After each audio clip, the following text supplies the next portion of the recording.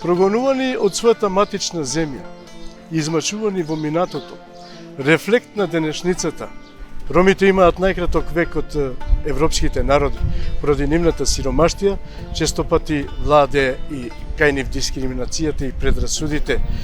Ромите од секогаш стануваат лојални на својата матична држава, таму каде што живеат. Тие никогаш не војувале, нити сакаат да војуваат против некого. Ромите од секогаш биле миролюбив народ. Благодарение на плурализмот во ова општество, ромите стануваат од ден на ден све поуспешни и поуспешни, со тоа што го заземаат патот на успехот, спроведувајќи го преку образовниот процес.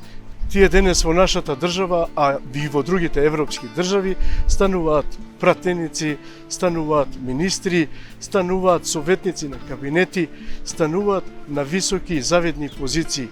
Токму затоа и оваа емисија е посветена на високо образованите роми. Ние со оваа емисија сакаме да прикажеме на сите вас и да ви дадеме мотив да бидете и вие дел како овие високо образовани роми. Токму овие млади лица се пример и мотив за идните генерации, особено од ромската припадност. Токму тие ги фаќаме денеска во нашите емисии и ќе разговараме за нивната страна од животот од сосема друг агол.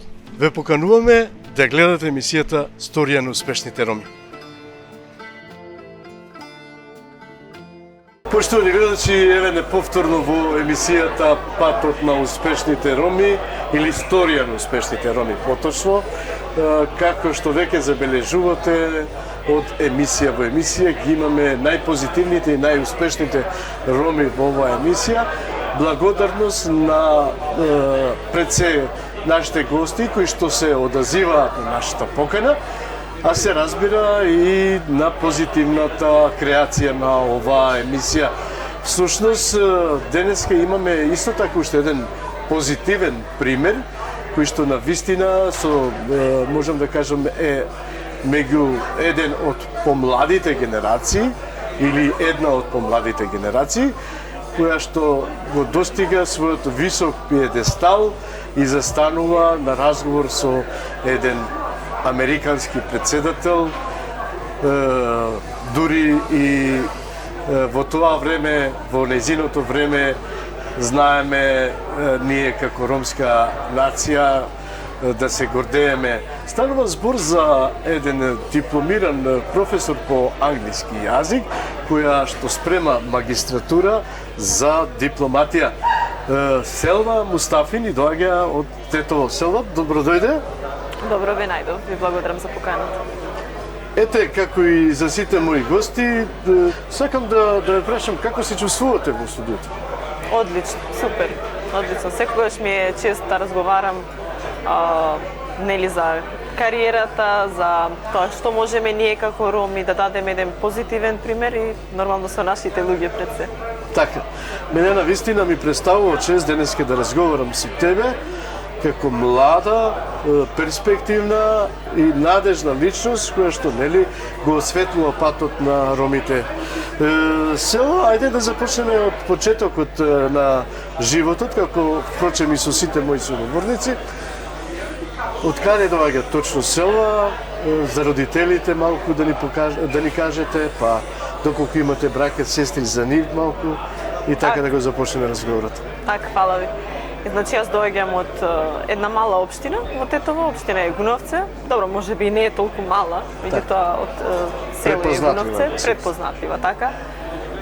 Каде што нема многу ромски семејства, имаше пред војната во 2001, меѓутоа со самата војна, нели, многу ромски семејства се преселија, останахме само 3 ромски семејства, останатото е македонско население, меѓутоа на вистина секогаш сме живееле во добро соседство, во затоа потоа ќе поразговараме, така, да. Ајде да поразговараме за мама и тато. Дали вашите родители работеа во времето, малку околу економскиот статус на вашите родители, околу нив, да ни прераскажете какви родители беа? Така. Па добро, јас потекнувам од просечно ромско семејство. Моите родители биле работници и се уште се. И пред се најголеми поддржувачи на мене, мојата постара сестра и помал брат, со самото образование, секогаш не биле поддршка и секогаш не поддржувале едноставно да бидеме што повеќе подобри, понапредни. И покрај тоа што можеби сме имале малку, но сме гледале како да дојдеме до еден степен за да не се мачиме како нашите родители или нашите предци. И така е до ден денес. Јегуневце, чинам дека е предпознатливо по својата фабрика таму. Дали и вашиот татко работел во таа фабрика или нешто друго работел? Така, мојот татко работеше баш во таа фабрика повеќе од 30 години. Така. Вашата мајка домакинка или исто работничка? Мојата мајка беше работничка, во Тетекс фабриката. Со текот на време, или како се затвори Тетекс, работи нешто друго, меѓутоа обичен работник. Така. Вашата сестра дали е мажена, женета? Мажена. Усвари, мажена. Мажена, дечиња? Не се. Во секој случај и она се надевам дека има некоја позиција на добро образование. Така, има завршено високо образование и е исто така во активизмот, во граѓанскиот сектор, во невладина организација Сонце работи. Мојот помал брат моментално е студент во Универзитетот на Југоисточна Европа во делот на информатички студии. Така. Значи, семејство кое што влева надеж во ромската нација, можам да кажам. Честитки пред се за вашите родители, нели работници, меѓутоа ете успеваат на некој начин нивните деца да бидат академски граѓани, така да кажам. Ајде да започнеме од основното образование. Дали се сеќавате во моменти од основното образование, од првото одделение, или евентуално ако бевте вклучена во предшколска возраст или забавиште, се сеќавате ли на првото одделение? Секако дека да, првите почетоци, таа еуфорија, таа желба за на училиште навистина беше преголема кај мене. Се сеќавам на моите почетоци, на моите соученици, на мојата учителка, која што во тоа време од таа учителка сите некако имаа страв, заради тоа што била строга, меѓутоа беше една од најдобрите учителки. Се сеќавате на нејзиното име? Да, учителката се викаше Ботка. Ете, поздрав до учителката, доколку нели успее да не гледа. Прво одделение Селва Мустафи во средина каде што предпоставуваме мултиетничка, ромка, влегува со некој скептицизам како секој прваче. Предпоставувам дека и вие влегувате во друштво каде што не ги познавате луѓето. Се сеќавате ли на тие моменти како ви делуваа на вас како дете? А пред се дете и се разбира како ромка, нели? Така. Значи, кога започнувам, нели, основно образование, како и секое друго дете, барем јас не сум сега толку свесна за мојот етнички идентитет, толку оформен во себе. Меѓутоа, нашите родители уште од мали нозе не учели дека ние сме роми. Немав некој скептицизам кога започнав прво одделение, затоа што сите се знаеме во тоа мало место и знаев отприлика кој ќе учи со мене. Исто така, мојот татко е некој кој што, па кажам, ајде е малку попредпознатлив во нашата општина заради неговиот активизам, по спортот и така натаму, и секогаш имал добри односи со сите и поради тоа немаше некој негативен пристап или страв во мене. Завршувате, предпоставувам, од прво до четврто одделение со успех одличен. Така. Се сеќавате ли на некој предмет што ви остави впечаток во прво одделение? Сите предмети еднакво, и сакавте сите предмети. Редовно си ги пишувавте домашните задачи? Апсолутно, да. Ви помага некој дома за околу домашните задачи или сами? Па кога имав потешкоти, татко ми, да. Татко ти подобро. Добро, Стелна завршува четврто одделение. Доаѓаат моменти каде што се среќавате со повеќе предмети. Тоа е од 5 до 8 одделение. Тука веќе доаѓаат моменти каде што нели нови наставници, нови предмети, нови предизвици. Како се справува со тие моменти тогаш? Не враќам сега малку многу назад, меѓутоа чинам дека ќе биде убаво. Да, нови се ученици, нови предмети, нови наставници. Периодот беше на љубопитност, што треба да ме очекува од тие предмети и сето тоа. Меѓутоа немав никаков проблем исто така во текот на следните 4 години на школување, затоа што просто си продолжив да учам. Така, интензитетот на учењето беше ист. Да. Затоа што понекогаш секој ученик, дури наодличните, се справуваат со некои предизвици или потешкоти, меѓутоа многу е битно како излегувате од тие предизвици, дали некој ве поддржува, дали наставниците ве поддржуваат и така натаму. Јас ја имав целосната поддршка од наставниците и нормално имаше моменти и негативни, не можам да кажам дека се беше мислите од 5 до 8? Так, да. Па ајде да проговориме малку и за тоа ако сакате. Па да, мислам... Ајде да се потсетиме. Затоа што секаде го говорам, јас кажувам дека имав моменти на дискриминација. Не беше се така позитивно, кристално чисто, меѓутоа имав момент каде дојдов до тоа да еден од наставниците, односно наставничките, ме дискриминира, заради тоа што сум ромка, со погрдни зборови. Меѓутоа, мислам дека од тука уствари почна и мојот активизам. Се вроди таа сатисфакција за да можете да дадете све од себе и да докажете дека не е во право. Да. Дефинитивно, значи се чувствува неправда некоја, јас знам што сум, дека не сум тој збор.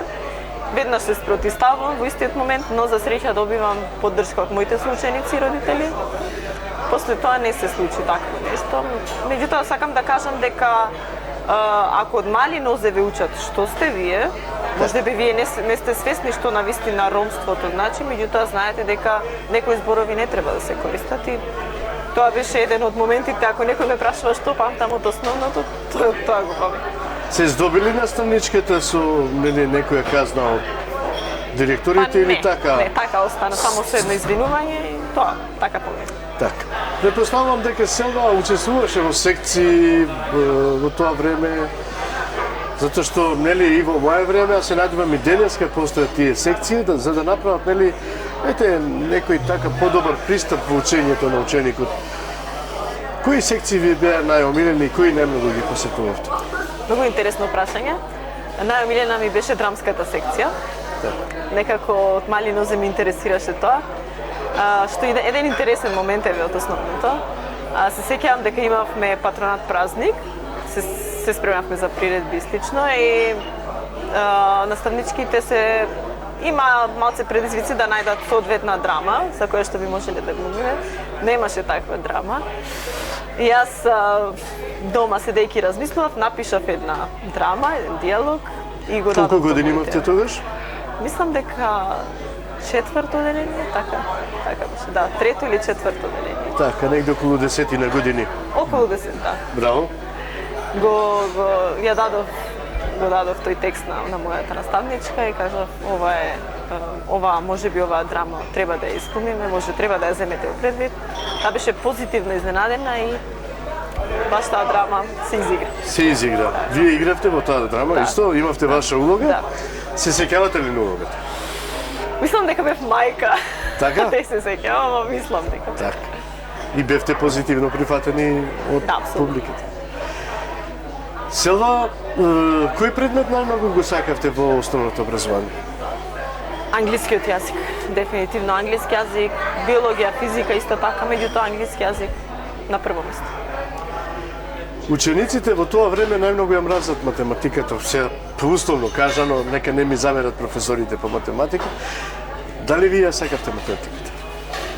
Ја сакав математиката, не ми беше најомилен предмет, меѓутоа ја сакав затоа што се трудев и ги разбирав задачите. До моментот кога не дојде наставник кој што малце не ни објаснуваше толку добро и тогаш имав малку проблеми, меѓутоа ја сакав заради тоа што у глобала викаме се е математика. Така е.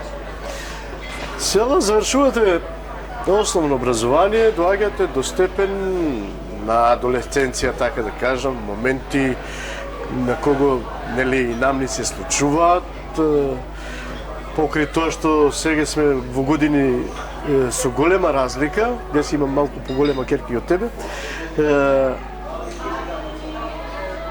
доаѓаат ли симпатии во тоа време? Па да. Да. Во секој случај да. Тинејџерски години. Тинејџерски години, секако малку луди години. Дали тоа ве тера малку да го изоставите образованието или тоа е посебен момент во вашиот живот? Апсолутно не, апсолутно не.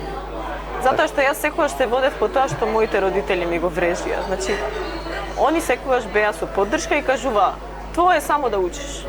Значи, само да учиш за да успееш. Така.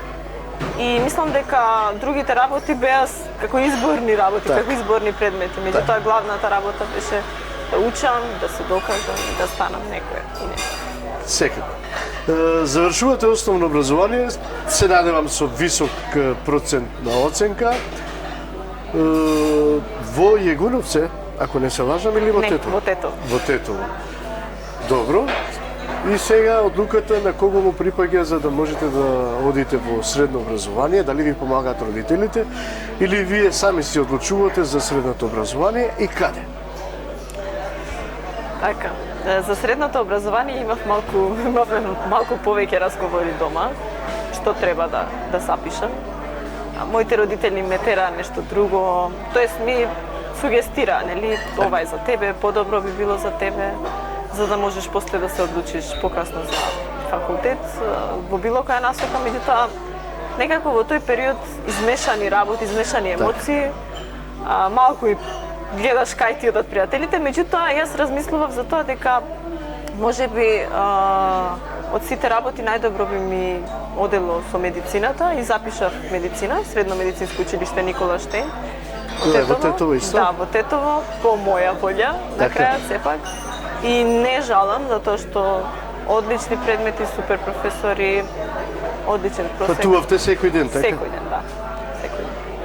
Влегувате во средно образование со, предпоставувам, нова средина, нови другарчиња, нови професори. Сето тоа што ве обкружува е ново. Ромка сте, како ве прифаќаат професорите пред сега, потоа нели и колегите во средното образование? Зборуваме за мултинационална средина. Така. Морам да кажам, да признам дека не беше баш лесно. На почетокот навистина никого не знаев, освен тие што беа претходно со мене во основното, меѓутоа нели различни класови. Малце беше тешко заради тоа што чувствував дека сум малце потисната. Зашто? Од каде тоа чувство? Па заради тоа што имаше групирања, како и во секој средно, нели има групирања и ние ромите не сме баш најзабележани, меѓутоа Ве дистанцираа колегите? со учениците, да, на самиот почеток немаше комуникација, едноставно единствено по потреба, меѓутоа со тек на време, после месец дена си најдов соодветни пријателки, другарчиња и немав проблем со професорите, имаа добар пристап и класната исто така. И тие глеdaa само кој учи, значи ако навистина учиш и заслужуваш без разлика што си, ја добиваш оценката која ти следи. Се случува да, ете, нели, го знаеме ние тоа во средните училишта, ако едно ромче добива висока оценка, тоа треба да биде навистина заслужена оценката, како што моите и претходни соговорници го кажуваат тоа, ете, да го повторам нивното мислење, чинам дека и на вас ви се случило тоа. Ваш колега кој што не е ром добива оцена 5 со многу помал труд на учење, за разлика од вас. Дали ви се случило тоа? И како се случило такво нешто. И вашата реакција околу тоа? Не можев да преќутам на таков момент, на таква ситуација и неправда. Веднаш реагирав. Не сакав да ја загрозам оценката на мојот соученик, меѓутоа сакав соодветна и праведна оценка за мене и за мојот труд.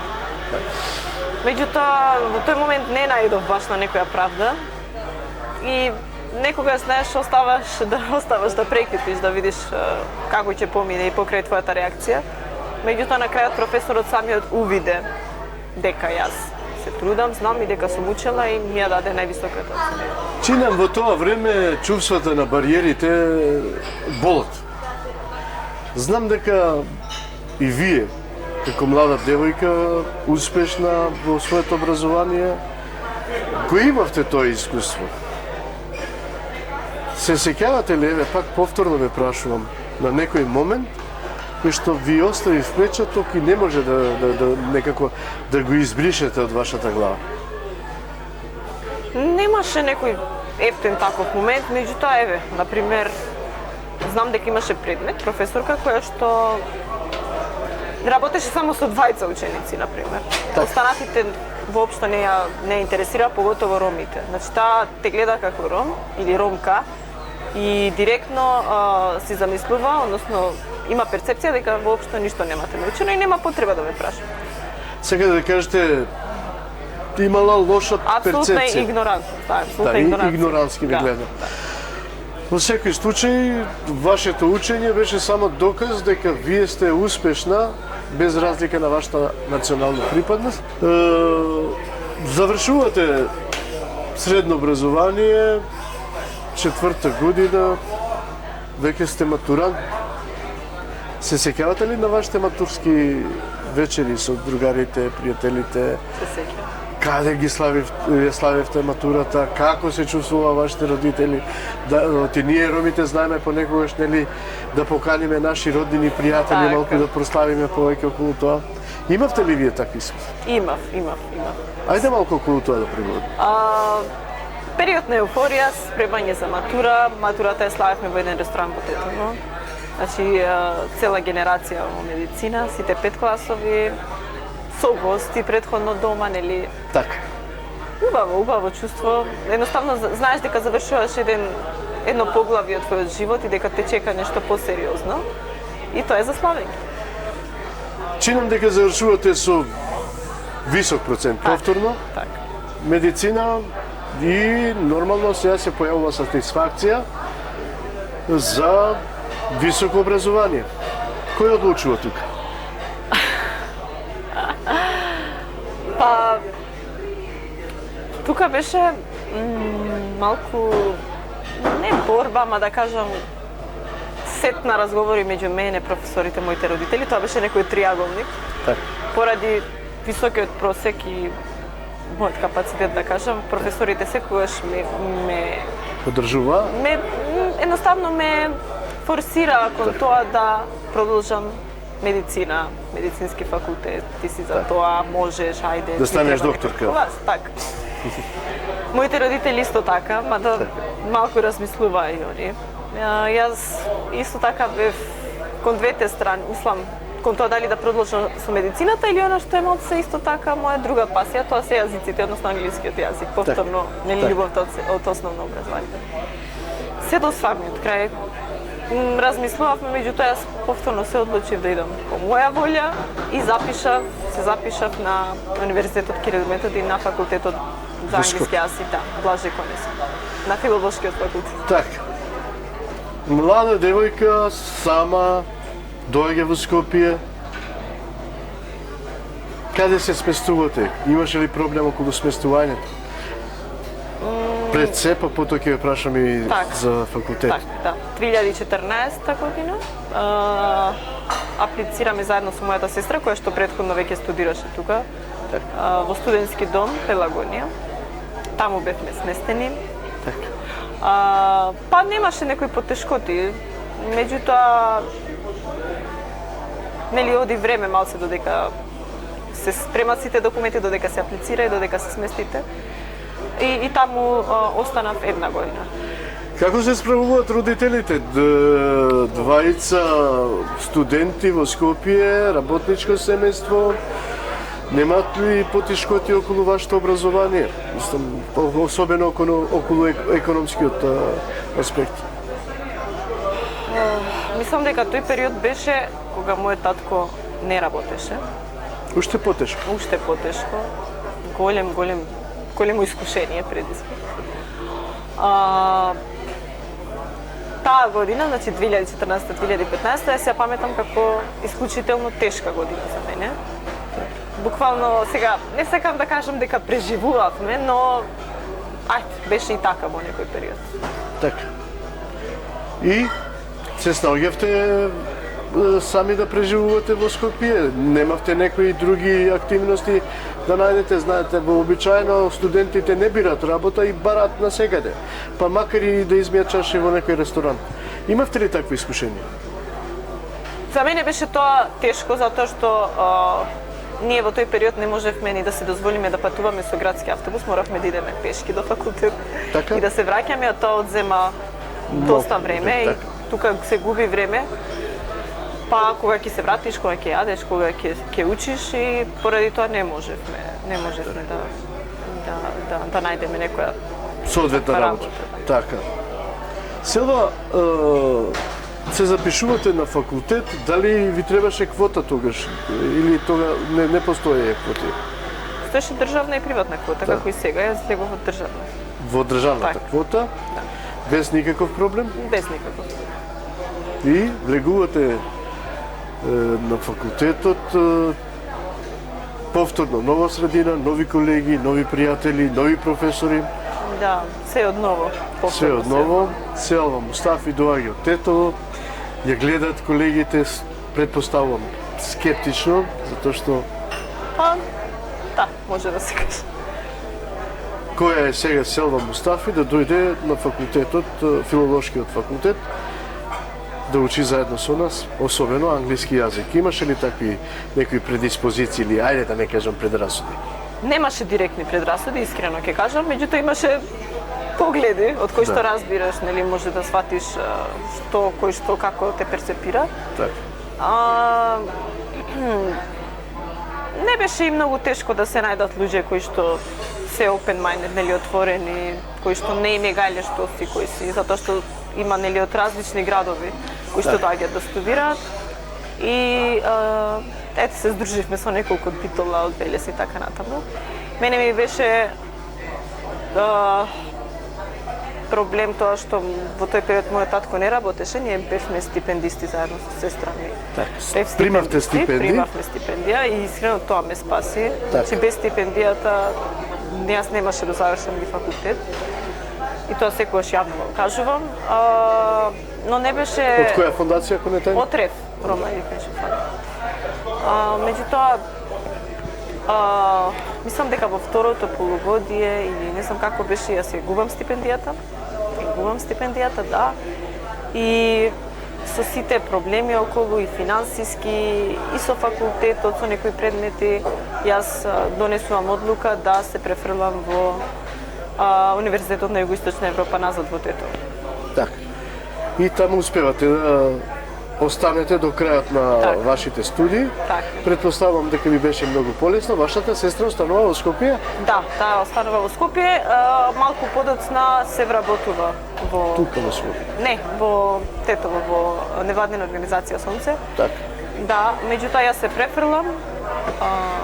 Од почеток си почнувам. И тоа е за мене искрено најубав период од животот, затоа што Универзитетот на Југоисточна Европа има толку можности, толку отвореност, професори дури од странство, колеги кои што нема никакви предрасуди, веднаш бев прифатена и би сакала да го вратам тој период. Да, ете, по моментот е веќе вратен со самиот ваш разговор. Се надевам некој од професорите сега ве гледа и ете да ги поздравиме и голем поздрав до професор. Секако да ги поканиме и идните студенти да го посетат тој универзитет. Апсолутно, да. По препорака на нашата денешна гостинка. Силва, јас тука би направил една кратка пауза, па потоа повторно ќе се вратиме во студиото за да поразговараме, нели, за текот на понатамошниот ваш живот.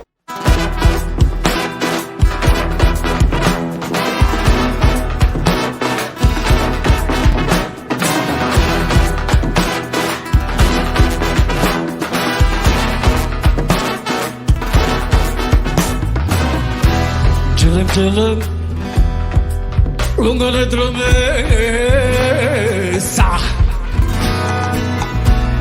dilă, barvale rumența. Gelem, lungă ne drumeza.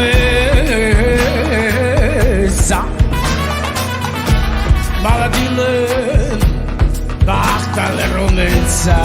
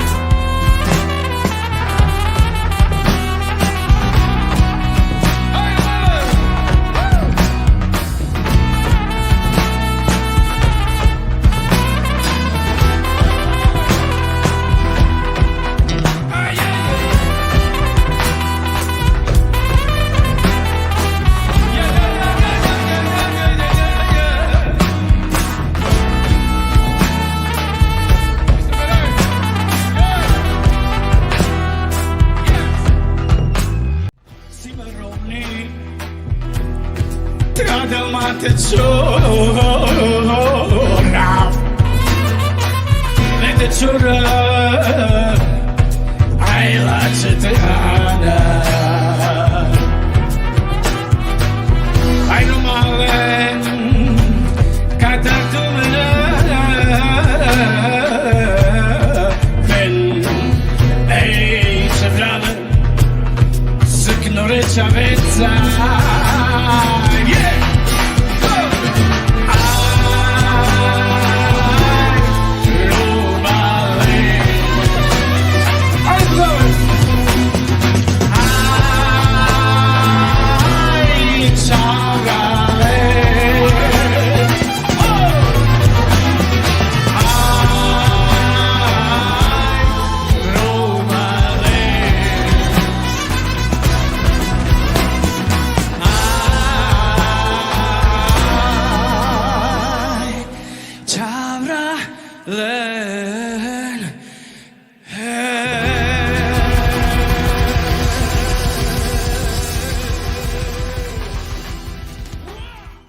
Почитувани гледачи, ете неповторно во студиото се враќаме на разговор со Селма Мустафи.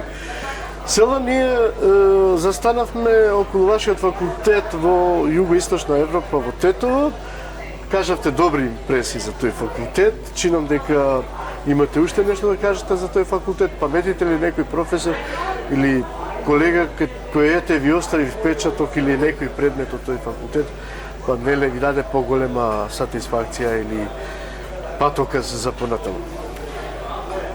Мислам дека сите предмети ми беа омилени, на вистина сите предмети, со тоа што највеќе што ми се допаѓаше на факултетот беше тоа што професорите изнаоѓаа различни начини и различни модули како да се истакне одреден студент. Так. Значи имаш нели колоквиум испити, активности на час, различни презентации, дури имавме момент каде што гледавме филмови, анализиравме и така натаму и тоа ми остави голем впечаток и пристапот на самите професори. Значи, тие не гледаа како професор-студент однос, туку буквално пријателски однос. За време на пауза, после часовите, знаевме да испиеме кафе заедно и да поразговараме и дефинитивно, ако некој се одлучува, да се одлучи за универзитетот. За тој универзитет. Затоа што сте тетовчанка го велите ова или затоа што навистина е добар универзитет? Затоа што е навистина добар, а исто така има и тука во Скопје. Да. Нели филијал. Вие сте јазичар. Дали работите после вашите студии на вашата професија како јазичар? Не работам на мојата професија директно, меѓутоа бев инволвирана заради тоа што нели ќе зборуваме за мојот активизам, бев инволвирана од самиот почеток во Романова бази како невладина, имавме активности каде нели треба да си го научиме англискиот јазик и јас се посветив, мислам дека неколку месеци со група на млади роми да учат англиски. Доаѓа моментот за она кое што јас навистина најмногу сакам да го прашам. Моментот кога вие одеднаш на очите на јавноста излегувате по социјалните мрежи со председателот на тогашна Америка, господинот екс-председателот Обама. Како стасавте до него? Мислам дека знаете како малку ми е не да кажам ми смета, меѓутоа малку ми е чудно што ромската заедница, не ромската заедница, него некој, ајде да кажам, го дефинира тоа како наеднаш излезе или наеднаш, како се случи тоа? Да, јас истото ви го после истото прашање. Затоа што верувам дека не сте запознаени со претходната работа. Меѓутоа јас сум активна во граѓанскиот сектор и во невладината организација Романова бази уште од 2012, која имав 16 години. Мислам дека бев една од најмладите активисти. Каде што работевме заедно со заедницата, водевме многу кампањи, нели се до моментот кога се формира Аваја, продолжуваме исто така и со Аваја заеднички како движење. И не е тоа дека јас наеднаш се појавувам, нели тука има. Знаете зашто така и го постави прашањето, извинете што го прекинувам. Затоа што Селва е млада девојка, ромка, која што верувам дека поголемиот процент од ромите не ја знаат. И одеднаш на социјалните мрежи насловот ромка со екс-председателот на Америка. Добро, да, така. Тоа е позитивен пример и позитивно изненадување и затоа така ви го постави прашањето. Така. Да. Тоа дојде од целата макотрпна работа, од сите години организирање со заедницата, со тимови на терен, кампањи, успеси, меѓутоа на локално, национално ниво. Јас 2021 година, крајот на 2021 година, сум номинирана од страна на Фондација Отворено општество и од страна на Денис Селмани, претходниот нели лидер во програмата Обама, да.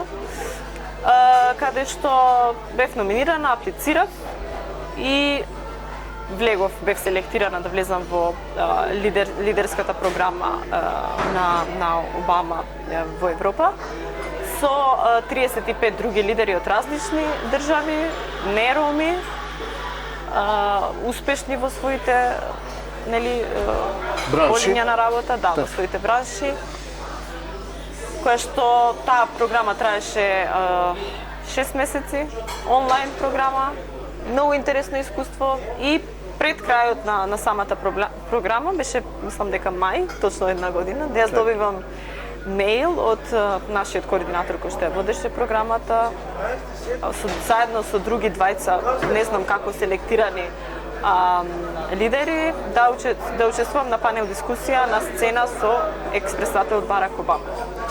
Мислам дека тоа не е случајно, нели, тие ја следеа нашата работа, следеа дека јас исто така сум инволвирана не само со Аваја, туку и со други ромски движења во други 7 држави. И поради тоа, бев една од избраниците. Рековте инволвирана и во други 7 држави? Така. Каде? Во сите движења кои што ги имаме, како ПРК во Бугарија, Опре Рома Србија, во Србија Опре Рома Косово, One Hunger Initiative во Унгарија, RSL во Романија и Кетане во Италија. Села, навистина импресивни податоци. Јас не сум знаел, честитки пред се. Беше ли интересно со... Не знам как ми беа чувствата, ајде, почеток да малку да го доловиме, да ги доловиме тие моменти околу посетата, видувањето со екс-председателот Обама. Имаше ли некој скептицизам, страв во себе, некоја резерва дека треба да влезеш, да поразговараш со него, подготовките околу тоа? Не може да се нема страв или скептицизам, апсолутно се станува збор за еден светски лидер.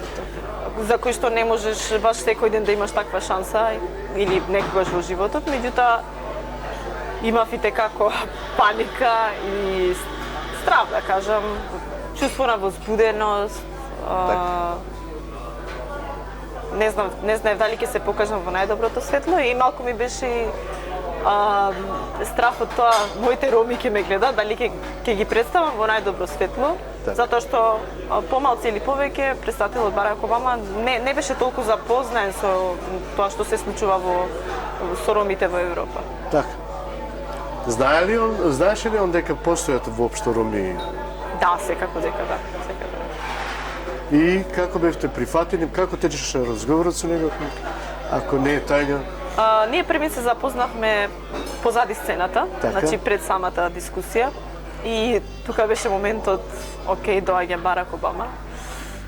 Меѓутоа, од целата возбуда, целата еуфорија, се појави човек кој што е многу едноставен, кој што многу народен човек, да кажам, лидер, меѓутоа народен човек, кој што си поразговаравме неформално, како ви се допаѓа тука, затоа што бевме во Копенхаген, како ви се допаѓа програмата и рече ќе си имаме неформален разговор на сцена, бидете опуштени, се гледам. И ние бевме, тој момент ни значеше се, затоа што имавме страв што ако. Не ги скрши синџирите пред седем. Апсолутно, да. И влеговте пред публика, чинам имаше и публика во тоа време, ве гледа, и камери ве снима. Имаше ли некоја резерва во вас? Имаше публика, да, и најбитно се имаше пратеници во Европскиот парламент, кои беа дел од публиката, наши колеги од програмата Обама и од други држави. Тука први влегува председател Барак Обама со негов говор, не поканува на сцената и почнува моментот на разговори со него. Разговорот, така. Вашиот разговор на што се сведеше со господинот Обама? Разговорот беше околу демократијата во Европа, како тоа влијае на ромите, каде се ромите во целата приказна. Беше околу што е потребно за да се подобри демократијата, околу дезинформациите, како треба да се справуваме со дезинформациите кои се шират, кој е модулот кој што треба да го користиме, и околу пораката за сите, околу една заедничка порака. Пајте, едно добро искуство и за нас во емисијата. Јас би поставил едно интересно прашање, а потоа ќе се поврзиме на она што вие, нели, како разговор имате со господинот Обама. Сретнуваме најразлични приказни за ромите и ромскиот живот во нашето општество. За жал, тие приказни секогаш најдуваат на негативна конотација, отколку повеќето. Да. Тие приказни се со негативна конотација, отколку со позитивна конотација. Се надевам дека оваа емисија ќе биде дел од тоа што е позитивно за ромите и дека еднаш, ајде да не кажам за секогаш, ќе ги освести сите тие други кои што не перцепираат негативно. Што треба да се направи, да избегнеме таа лоша слика кон ромите? Му кажавте ли тогаш на господинот Обама, како вие размислувате како млада интелектуалка, како млад академски граѓанин во оваа држава? Ние ромите направивме доста за да го смениме мислењето за другите спрема нас. Мислам дека не треба да станува збор за тоа што ние треба да смениме, туку што тие треба да сменат, затоа што проблемот не е кај нас, проблемот е кај не ромите кои што ги имаат тие предрасуди, тие стереотипи, нели тие перцепции во глава за нас. Значи некој треба да земе да работи со нив наместо со нас. Так. Јас тоа го кажувам и со медиуми, зборувавме неформално и со други лидери од програмата Обама. И тоа стои за мен. Не е проблемот за нас. Тој ист проблем го среќаваме на секаде низ светот. Сега, дали помалку или повеќе, го има на секаде, меѓутоа има една вистина во сето тоа, што сакали или не, мора да ја признаеме. Ние често пати знаеме да ги среќаваме нашите роми по семафори, знаеме да ги среќаваме со многу лоша слика на видување. Токму таквата слика ствара една лоша перцепција од тие луѓе и кон целата ромска нација. Како да се справиме со тој проблем? Бидејќи нели рековме дека не обвинуваат, меѓутоа јас мислам да донекаде и ние како нација не сме доволно свесни што правиме во општеството каде што живееме. По некое мое мислење, мислам дека тоа е горчлив проблем кој што е навистина одамна. И нели се работи доста во делот на образованието, во делот на домувањето. И не станува збор дека тие што излегуваат на улица да просат, дека проблемот е до нив. Тие не излегуваат на улица од што сакаат, туку од што животот ги натерал на некој начин. Тука е моментот каде тие што се на позиција, односно на власт, значи треба да имаат политичка волја, нели, и цврсто да застанат за да го спречат или да го решат тој проблем. Тој проблем не може одма да се реши, не може преку ноќ да се реши, меѓутоа некако не се разговара во јавност веќе за тоа. Ако идеме во Америка или во било која друга држава, ние ќе видиме дека има луѓе што просат. Тоа не е ексклузивно само тука. Меѓутоа тука сакали или не, сега повеќе се луѓе од ромската заедница кои што просат. За жал. Ние доаѓаме, значи, од Индија. Сме дошле во Европа, во европскиот континент за да бараме подобар живот. Меѓутоа тука се соочуваме со разни предизвици, со големи предизвици, со неприфатливост, со игнорација, со едноставно расизам, уште од нели самите почетоци кога сме стигнале. И сето тоа се таложи во луѓето, се пренесува од генерација на генерација. Меѓутоа, гледаме дека не е се нели негативно. Имаме позитивни примери, имаме нели интегрирани сме во општеството, но некои такви моменти како просењето на улица треба да се реши од страна на тие што се на позиција, а ние да туркаме и притискаме за да се реши за тоа. Не значи дека ние не треба ништо да правиме, да ги кривиме останатите политичари и слично, меѓутоа ние исто така не го разговараме тоа. Дајте да го разговараме, дајте да организираме, да направиме нешто за да се нели да се актуализира во јавноста. Сака да кажете, мора поотворен пристап кон овој проблем, како од страна на невладините организации, така и од општеството или политичките партии. Во ред, ајде да се вратиме на Селва Мустафи, која што веќе нели сакали или не, ја познаваат многу луѓе, особено после средбата со Обама. Се враќате во тето, како ви прифаќаат народот? Вашето обкружување, пред се? Па, најблиските секојаш не те дочекуваат најубаво, нели? Така. Со позитивни импресии, со една позитивна енергија, мислиш дека целиот свет се врти околу тебе, буквално таков момент.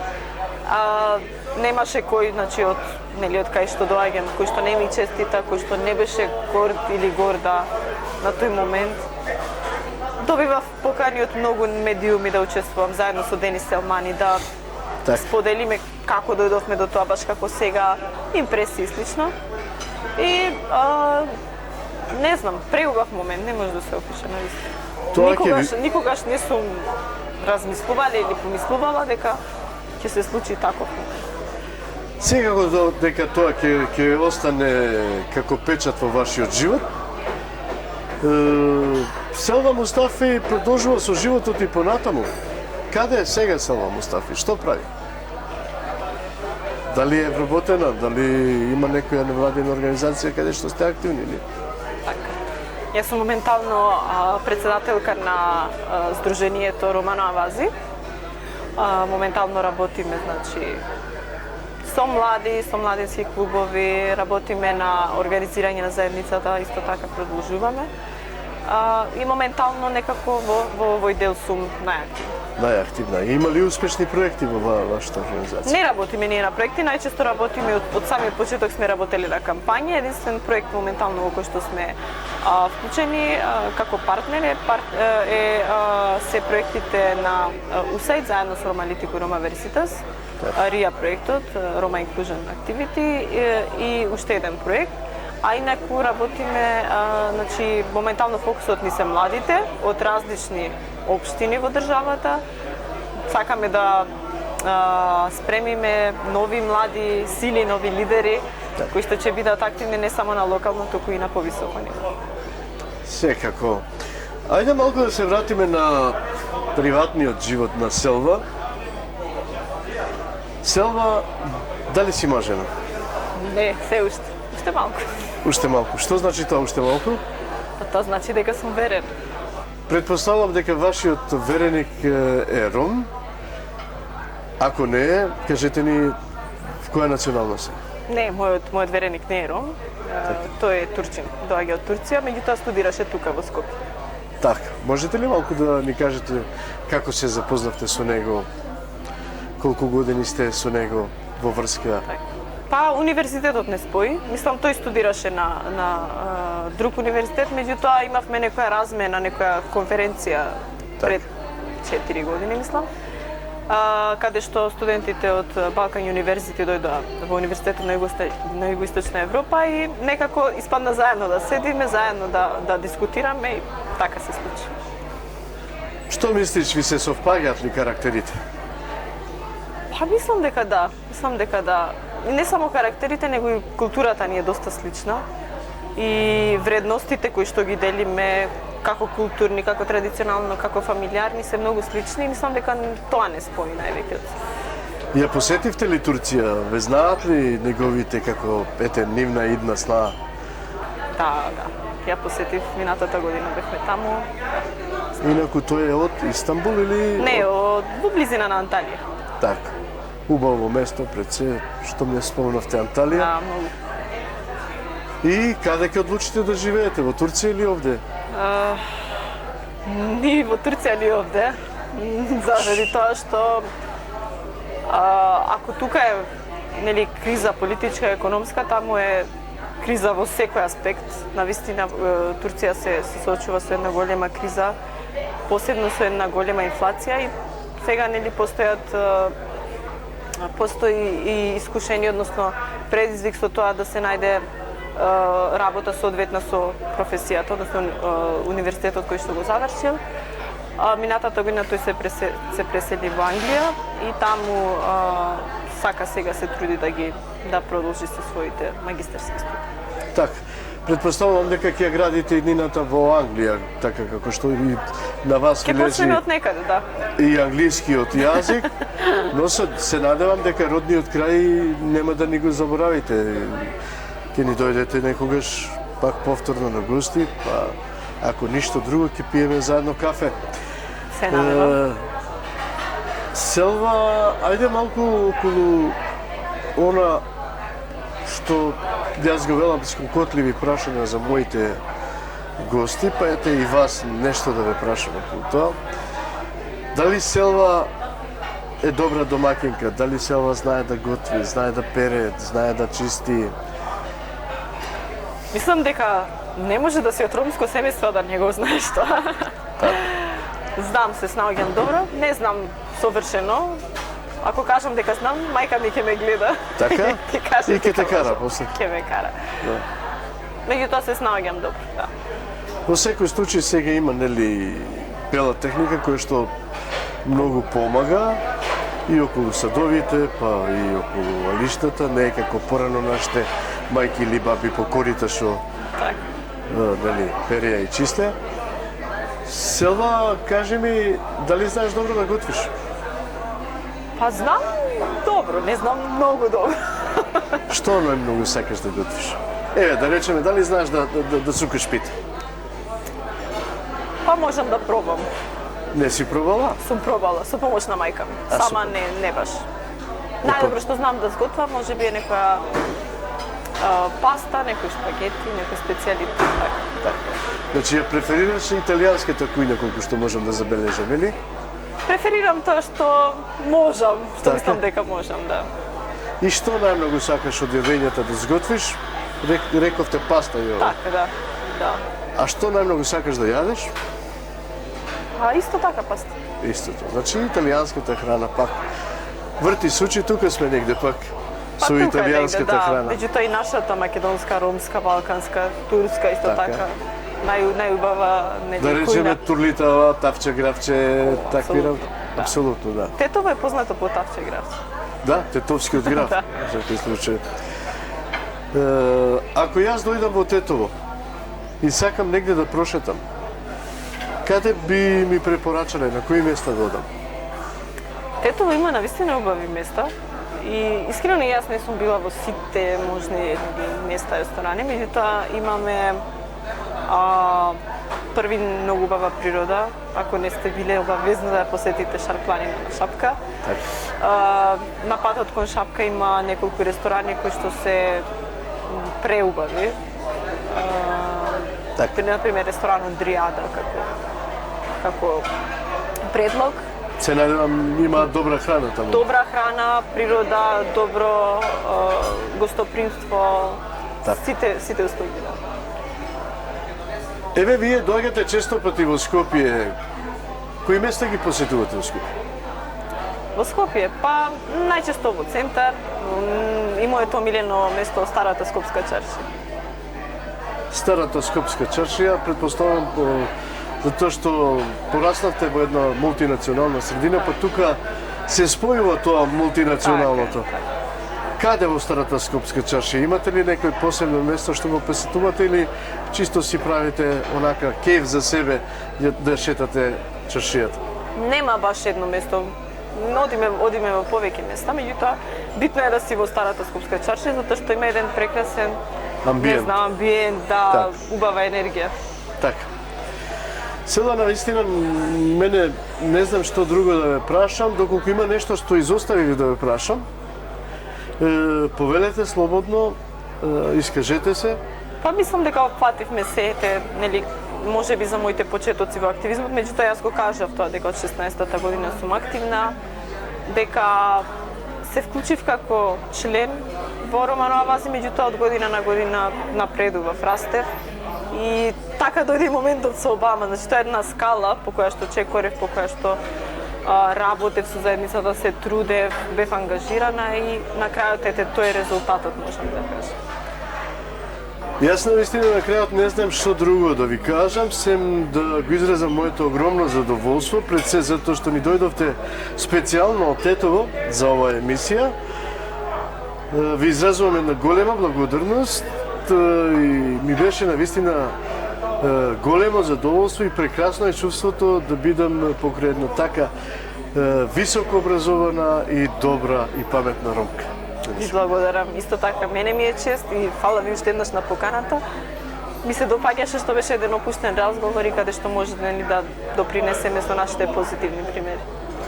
Ви благодарам. Поштовани гледачи, разговарав со Селва Мустафи, една од така да кажам, најмладите гостинки во мојата емисија. Најмлада, меѓутоа најперспективна. Се надевам дека перспективите на Селва нема да застанат тука, тие ќе пораснат и на многу повисоко ниво. И ете, уште еден пример за сите оние гледачи, особено од ромската припадност, дека образованието е моќ и без образование нормално не може никаде да се оди на друго место, сем да се остане дома. Ви благодарам за вашето внимание, ви посакувам све најубаво и останете и понатаму со нашата телевизија.